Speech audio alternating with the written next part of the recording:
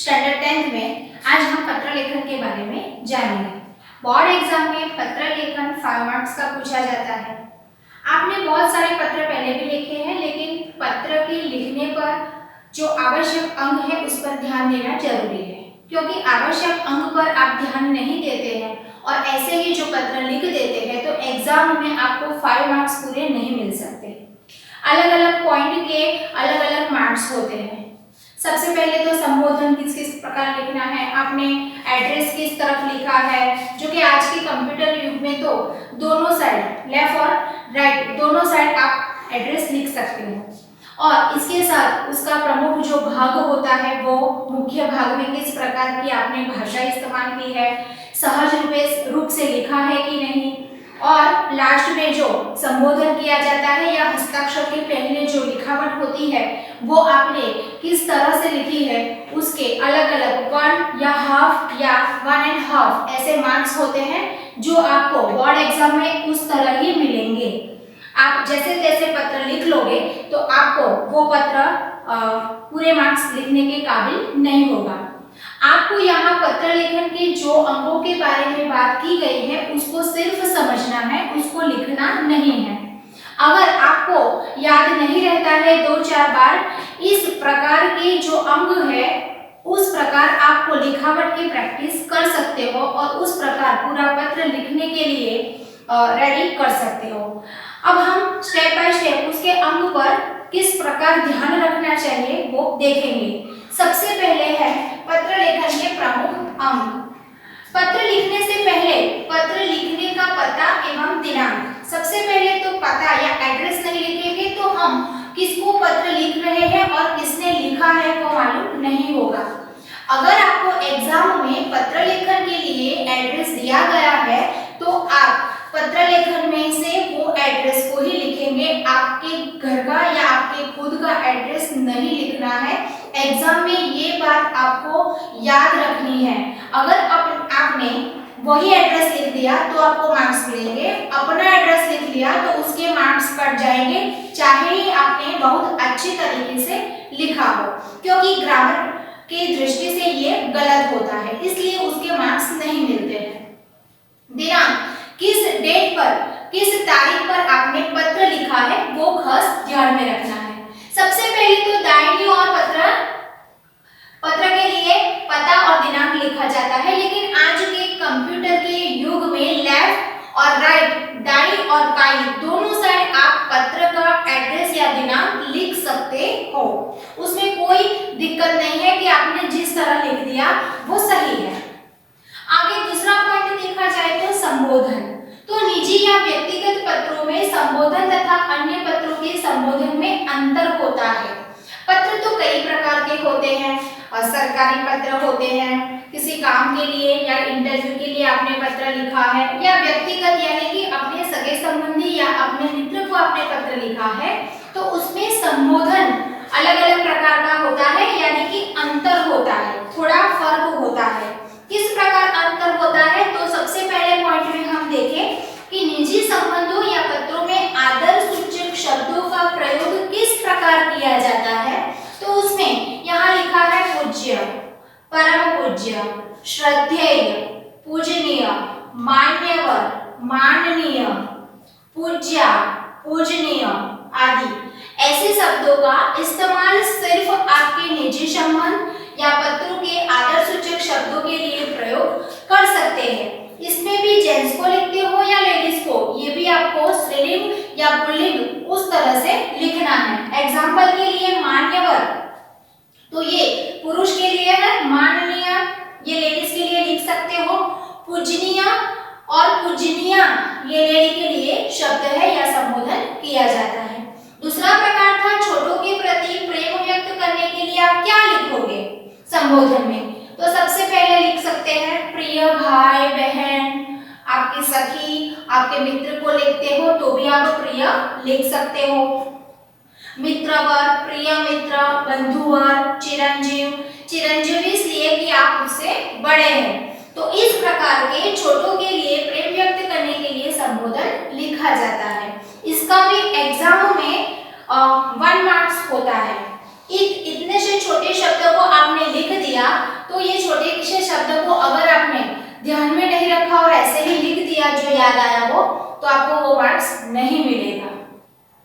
और अगला, व्यावसायिक पत्रों में होद्दे के अनुसार लिखा जाता है, यानी कि कौन से कर्मचारी को किस पोस्ट पर वो है, ऐसी पोस्ट या होद्दे को देखकर उसके अनुसार उनको संबोधन किया जाता है। अगला है पत्र का विषय, यानी कि पत्रों में इसका विशेष उपयोग होता है व्यावसायिक पत्रों में। व्यावसायिक यानी व्यावसायिक पत्र ज्यादा लिखने होते हैं, एक कंपनी दूसरे कंपनी को कुछ जानकारी प्राप्त करने के लिए ये सारे डिटेल तो लिखती है, लेकिन इससे पहले विषय लिखती है, विषय पर खास ध्यान दिया जाता है। और हम जब व्यावसायिक पत्रों को छोड़कर जब किसी घर के या किसी मित्र को पत्र लिखते हैं तो हम घरेलू बातें करते हैं कि ये हुआ, ऐसा हुआ था, ये होने वाला है, लेकिन यहाँ व्यावसायिक पत्रों में इसका विशेष उपयोग और मुख्य तरीके से किया जाता है। पत्र का मुख्य विषय होने के बाद उस पर विषय लिखकर टाइटल लिखना पड़ता है कि किस प्रकार टाइटल लिखे। तो सबसे पहले तो आपको व्यवसाय में जोड़ने के लिए स्थान चाहिए, या किसी व्यक्ति की वैकेंसी है इसलिए मुझे वहाँ जॉब के लिए आना है, उस विषय को लेकर लिखना है। तो ऐसे अलग अलग विषय है कि किस विषय पर आपने पत्र लिखा है, ताकि पत्र पढ़ने वाला समझ जाए, जो कर्मचारी को या अधिकारी को पत्र लिखा गया है उसको विषय से ही मालूम हो जाएगा कि ये किस उद्देश्य के लिए लिखा गया है। आगे है अभिवादन, अभिवादन भी करना पड़ेगा। उसके बाद सरकारी या व्यावसायिक पत्रों में अभिवादन की परंपरा नहीं है, तो सामान्य रूप से अभिवादन नहीं करेंगे व्यावसायिक पत्रों में तो चलता है, लेकिन व्यक्तिगत पत्रों में लिखना पड़ेगा। जैसे कि बच्चा हॉस्टल में रह रहा है, अपने पिताजी को पत्र लिखता है, फिर बहन हॉस्टल में रहती है तो अपने छोटे भाई के बर्थडे पर पत्र लिखती है। तो ऐसे जो पत्र लिखे जाते हैं उसमें प्रणाम, नमस्कार, सादर वंदन, चरण स्पर्श या नमस्ते जैसे अभिवादन करना आवश्यक है। अगला है पत्र का मुख्य भाग, यानी कि जो पैराग्राफ में लिखा जाता है उस पैराग्राफ में सही ढंग से आपको लिखना पड़ेगा कि कौन सी स्थिति के कारण आपको पत्र लिखने की आवश्यकता हुई। हिस्सा पत्र की जान होता है, इस हिस्से को जान माना जाता है।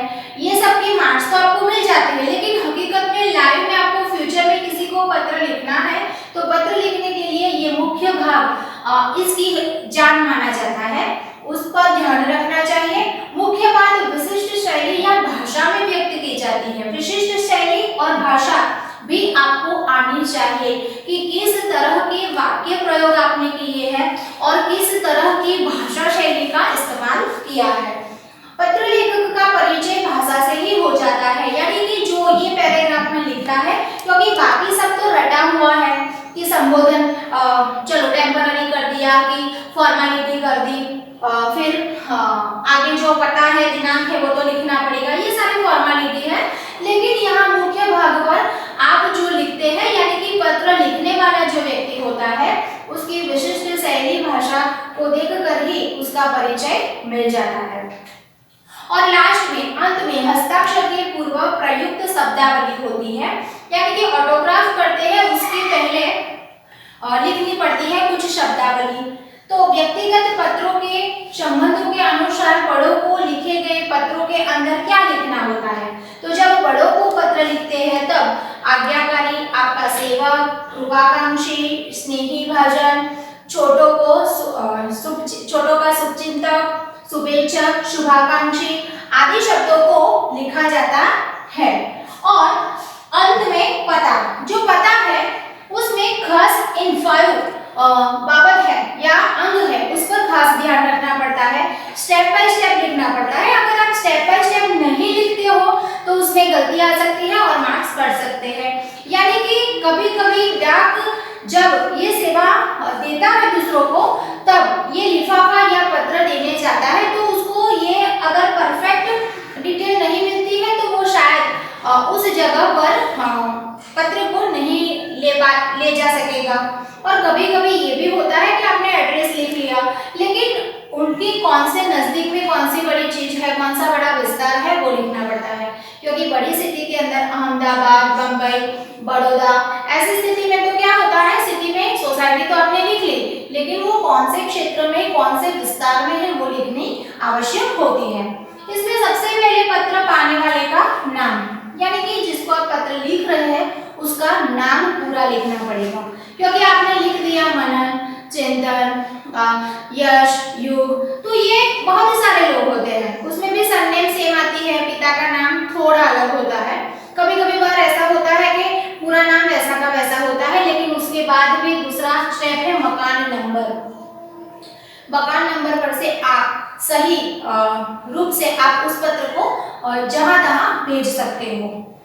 मोहल्ला या सोसाइटी, कॉलोनी का स्थान, और कॉलोनी कौन से स्थान पर है उसका नाम परफेक्ट लिखना चाहिए। सीमा चिन्ह रूप स्थान या विस्तार, सीमा रूप यानी कौन सी गली है, कौन से क्षेत्र के नजदीक है। अगर बिग बाजार है तो उसके नजदीक, अगर डीमार्ट है तो उसके नजदीक, अगर कोई सिनेमा है, कोई टॉकीज है, उसके नजदीक, ये सारी, रेलवे स्टेशन है तो रेलवे स्टेशन से नजदीक, ये सारी सीमा विस्तार सीमा रूप है, चिन्ह है, यानी कि इस तरह से लिखना पड़ेगा।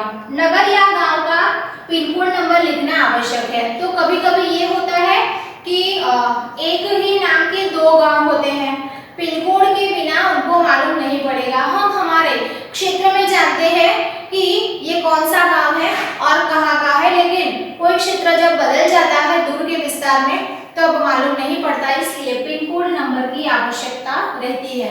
तो इन सारे अंगों पर ध्यान रखते हुए जो आप पत्र लिखेंगे, तो लैंग्वेज में अगर आपकी स्पेलिंग मिस्टेक हो तो भी आपको 5 में से आधा मार्क्स कटता है, बाकी के मार्क्स आपको पूरे ऐसे बिना मेहनत के मिल सकते हैं, सिर्फ इसको ध्यान से याद रखने पर। Thank you.